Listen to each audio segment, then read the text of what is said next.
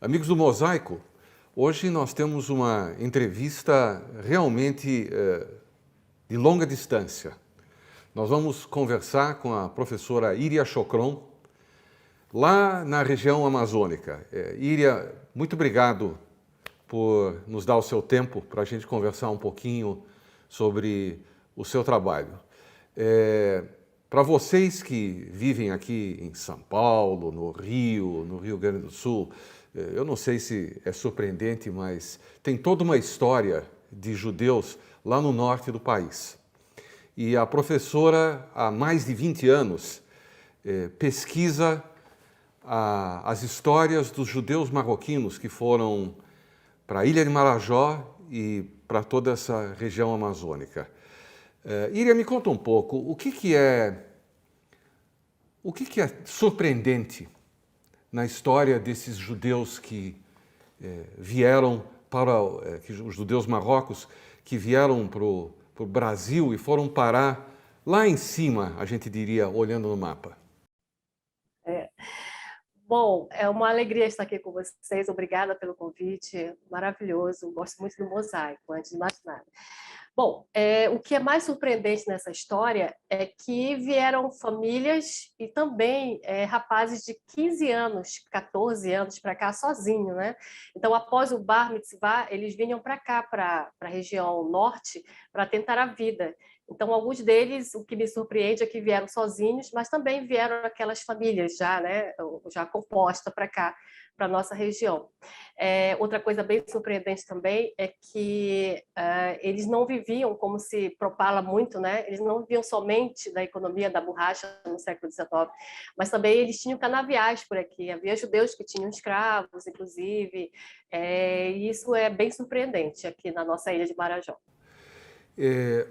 A história dos judeus marroquinos na Ilha do Marajó e no próprio, vamos dizer, na região amazônica, eu poderia dizer que é uma história de sucesso? É uma história de sucesso, mas sobretudo de superação, porque eles vêm para uma região inóspita, uma região hostil para eles, apesar de toda eu diria assim, de toda a promessa de ser a chamada terra da promissão, né, de certas riquezas e fortunas, mas ainda assim, quando eles se deparavam da realidade, era complicado, porque a Amazônia tem algo bem peculiar, que são os rios, são os ribeirinhos, tem a alimentação, então tudo isso eles tiveram que lidar, digamos assim, se habituar a tudo isso, né? E muitos deles acabavam voltando, mas a maioria, sem dúvida, se adaptou aqui e continuamos aqui como descendentes desses marroquinos. Eu entendo que você está começando um livro em que você vai recolher narrativas, provavelmente das famílias e dos descendentes, sobre essas histórias de superação, e, enfim, são muitas histórias diferentes. O que você pode adiantar para a gente? São muitas histórias, são muitas famílias, família Tias, Botebol, Sarraf, Chocron, a minha mesmo, né? Nós temos o Xerique também, que é algo que foi inédito quando nós abrimos cartórios, a gente vê famílias e famílias, documentos de famílias que chegaram aqui. Então, nós temos, por exemplo, a família Barcessá, que é uma das que mais, Barcessá e Gabai, aqui no nosso município, que mais prosperaram e que tiveram histórias assim, que até hoje os velhinhos daqui da minha cidade, eles lembram muito bem dos Gabai e dos Barcessá. Então, é essas pequenas histórias que nós estamos colocando no livro, né? Eu e a minha equipe, para mostrar como é que era o cotidiano deles, a socialização com os locais, né? O dia a dia deles. Então, basicamente, por esse caminho que nós queremos ir. Então, tem histórias bastante peculiares, por exemplo, do Serruia, né? O seu Serruia, ele era vendedor de peles de animais selvagens e ele estava no trapiche descansando numa dessas tiradas dele pela floresta, né? E aí chegou num caboclo com um corpo dentro da canoa. E aí ele disse, esse caboclo perguntou para ele, você é judeu? E ele disse, eu sou judeu. E aí ele, olha, eu estou com um corpo aqui que é do meu pai, e ele deixou um bilhete e eu não sei ler, você pode ler? E aí o seu Serruia, ele abriu o bilhete e dizia, eu sou judeu, e eu quero ser enterrado como judeu. Então aí o Serruia teve que, né, fazer a reza, o Kadish, né, para o corpo do senhor. Então, são essas histórias que a gente vai começar contando, né? Essas curiosidades que aconteciam com eles, que eram surpreendentes. Eu acho, eu acho fantástico, eu acho fascinante. Mesmo correndo o risco de falar aqui uma bobagem imensa, né, vinda dessas pessoas que moram em cidade grande, Marajó é conhecida, a ilha de Marajó é conhecida pelos seus búfalos. Nós tivemos fazendeiros judeus. Sim, sim, tivemos fazendeiros judeus, os Benchimol, lá para perto de Soure, né, descendo Soure, e também os Levi também. Então, sem dúvida nenhuma, tivemos judeus fazendeiros por aqui. Mas a maioria veio porque o Marajó ele é dividido em cidades florestas e cidades de praia, cidades praianas turísticas, que é o caso de Soure, que tem búfalos e búfalos, né, que nós somos conhecidos por isso.